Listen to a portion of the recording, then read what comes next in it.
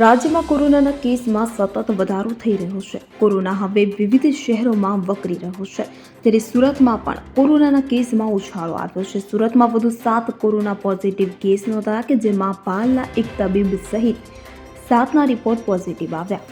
2 દર્દી સારવાર હેઠળ તો 5 હોમ આઇસોલેશનમાં તેઓને ખસેડવામાં આવ્યા છે. 15 દિવસમાં 35 કોરોના પોઝિટિવ કેસ નોંધાયા.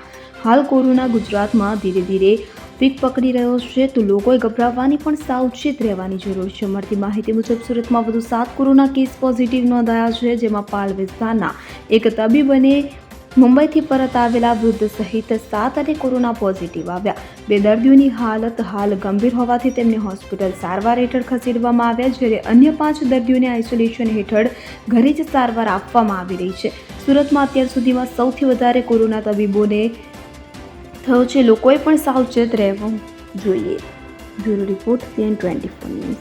હવે જુઓ દેશ દુનિયાની તમામ ખબરો તમારી આંગળીના ટેરવે.